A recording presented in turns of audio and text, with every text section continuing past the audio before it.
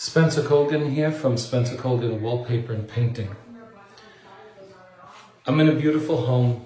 They're selling the house. I'm going to just be straight up. You've all seen them. The husband attempted to do something to this texture. He tried to match it, okay? The lady tells me, just get the wallpaper up. I'm selling the house. I said, I don't just slap up wallpaper.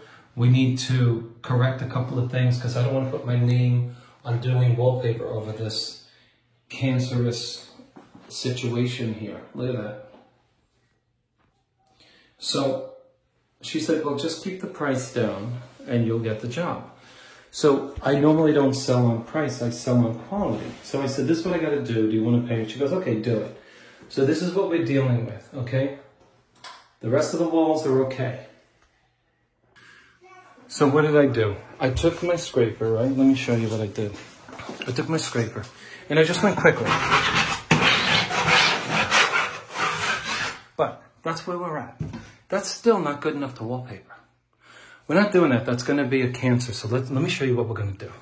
Okay, so I took 5-minute mud, got myself a little mixture, going to put it on that bumpy surface. Let's go. Now, the good thing about what I'm doing here is you don't have to be an expert to do this. Did you ever make a peanut butter sandwich? I'm not exaggerating, have you? Well, then you can do this. Go back to the original part of this video. Take a look at what we had.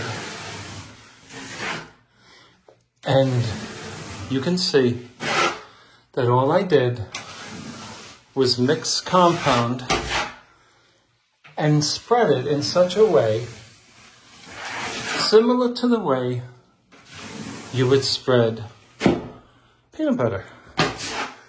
You want to spread it evenly, right? You want to try to get rid of the marks. You want to fill in the bumpiness. And you want to make it as flat as possible. Can you do that? I think you can. Don't let anybody tell you that you can't. Because I got news for you folks. I'm in one of the most new construction-dominated states in the USA, the state of Florida. And I'm around construction almost every single day. And guess what's out there? People with skills that are equal to most of the people watching my video.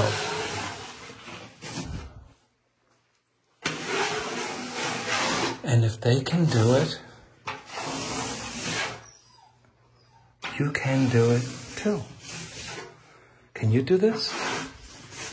If you can, you just eliminated that ugly texture that made you so anxious. And you thought you needed a professional. But you didn't. Because you went on YouTube and you discovered that you can do it too.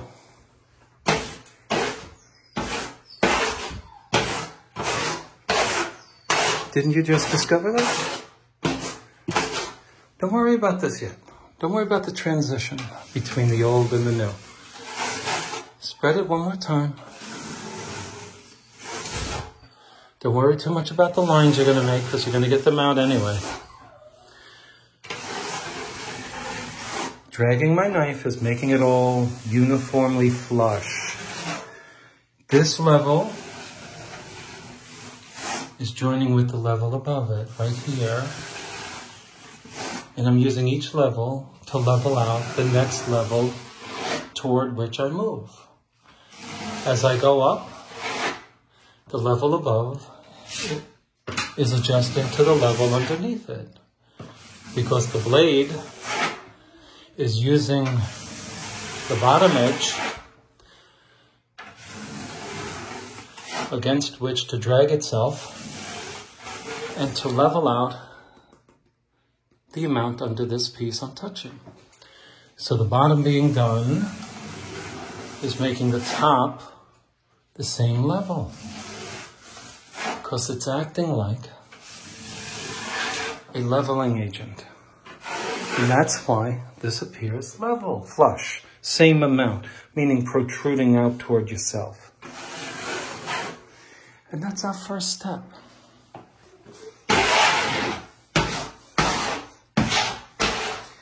Now we're going to lower the air. You want it at 70 degrees Fahrenheit for ideal drying purposes. Let's get that going.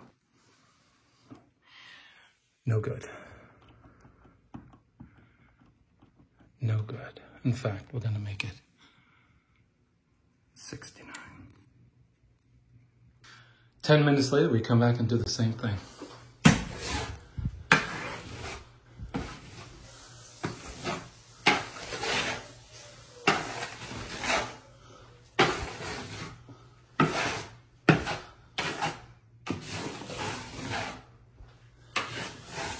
Couple of mechanical tips. I'm pressing firmly with this finger. You need pressure to flatten out this mud. It's very dense.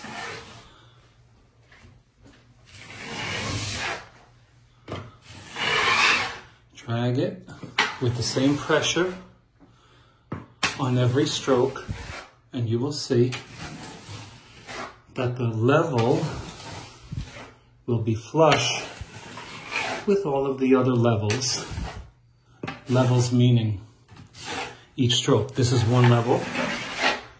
I move up. This is the next level. They'll all be flush with each other if you use the same pressure.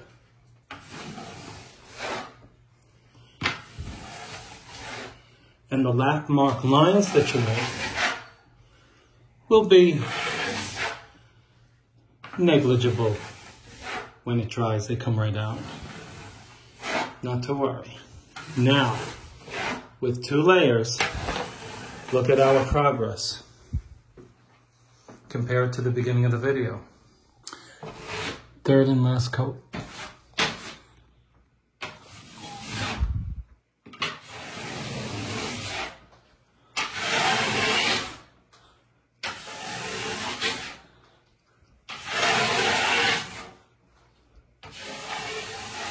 You're saying, how do I know if I need a third coat, right? Well, you may not. This is just going to eliminate for me sanding. So with this type of material I'm spreading, you can either make it smooth by tooling it, T-O-O-L, tooling it, or you can sand it. Do you see any need to sand? Maybe just a little, right? So you can either tool it. See, we're going to be putting texture on it, right? So, really, I just want it to be built up so I can put texture on it. And I don't like sanding, but I'm going to sand. I got the machine for that, right?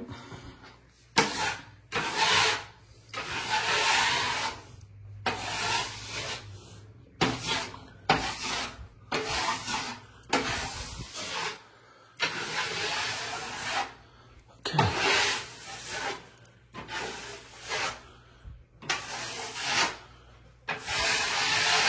Right? Now, how do we look? How are we looking now? As compared to what we had.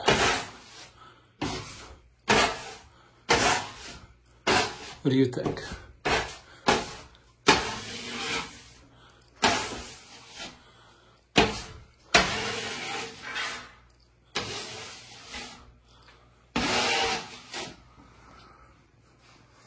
Let's let it dry.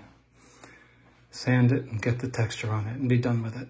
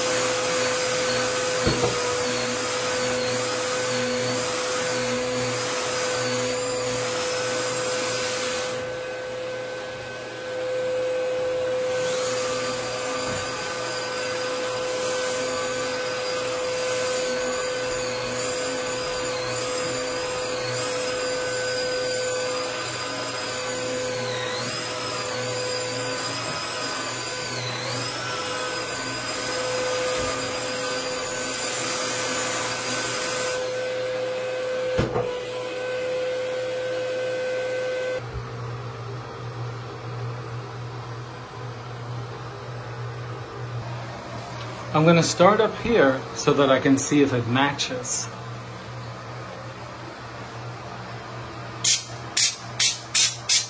Too fine. You agree? We're going to go a little thicker. There we go. I like that.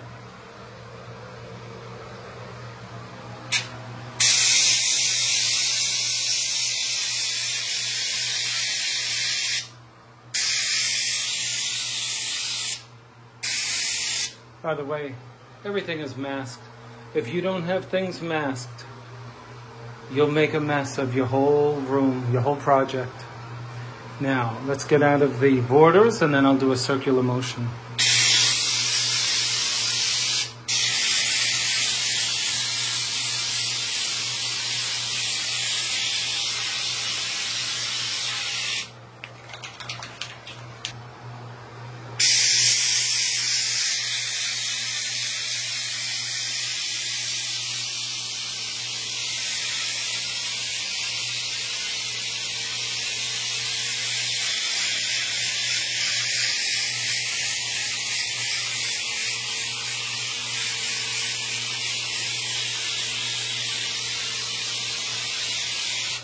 Now, I'm going up because I want to blend it. Yes, there's already texture above, but I want it to look all the same.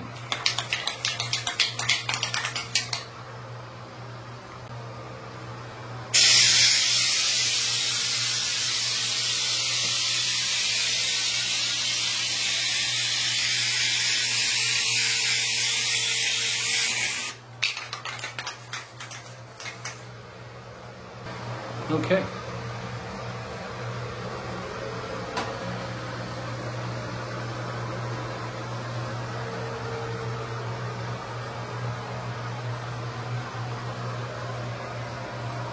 We'll let this dry.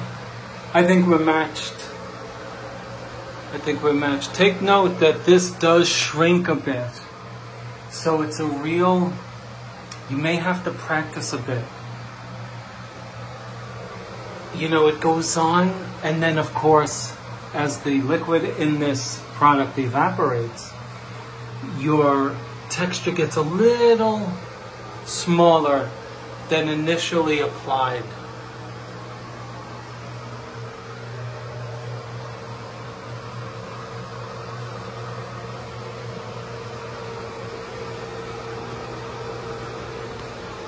Okay? What do you think? Good or no good? You can always put more, but it's a heck of a job if you have to take it off. So go thin. Less is better. Add layers if you're not experienced. I don't care if you've never done it before, you can do it. You can do this.